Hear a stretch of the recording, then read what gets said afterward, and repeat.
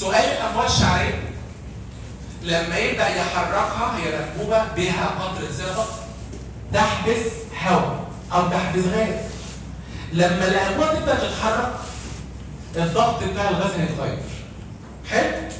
يعني مثلا لو كانت راسيه بالشكل ده والقطره بتاعت الزئبق اهي بتحبس غاز ولا ايه يا جماعه؟ صح؟ الغاز ده الضغط الواقع عليه هيتغير بحركه الانبوبه بدورانها. بايه؟ دوران. عايز تعرف قيمه الضغط بيساوي ايه؟ بص يا حبيبي بقى. ايه رايك لو ده الافقي؟ ده ايه؟ ده ايه؟ ده الافقي. الزاويه دي كام مع الافقي؟ 90 درجه صح ولا غلط؟ ماشي. بص بقى في قانون عام يجيب لي ضغط الغاز المحبوس بواسطه هذه القطره بيساوي بي اي زائد اتش ساين الزاويه سيتا التي يصنعها الانبوبه مع الافقي. معلش يا مستر تاني. طب اختبر القانون ده كده. هي لما تبقى راسيه في الحته اللي فوق زاويه 90 ساين 90 فيدي لك بي ايه زائد مين؟ ايه ده يا مستر؟ ده اللي انا حافظها. مش انا كنت حافظها؟ طب استنى اقول لك.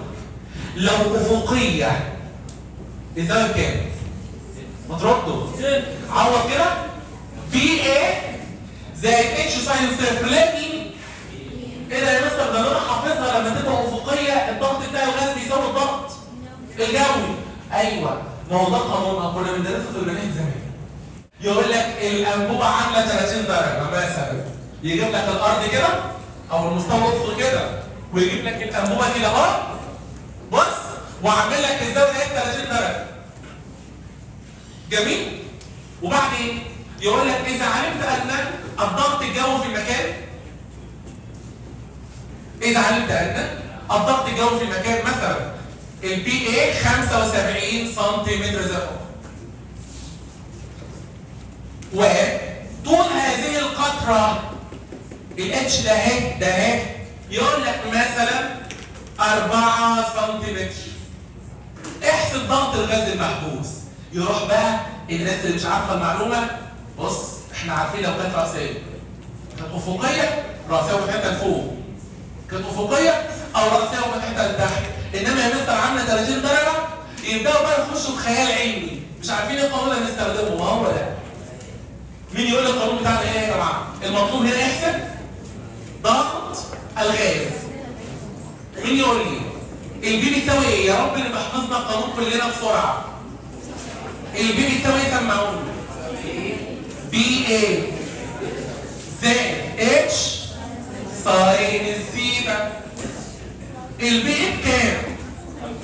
75 زائد الاتش 4 في ساين الزاويه 30. ساين 30 بكام؟ ها؟ نص الاربعه 2 و75 يبقى كام؟ يبقى 77 سنتيمتر زئبق. وهذه المعلومه للكبار فقط. يعني ايه؟ للناس اللي دماغها تقيله يا جماعه. ما تفهموش غلط يا جماعه.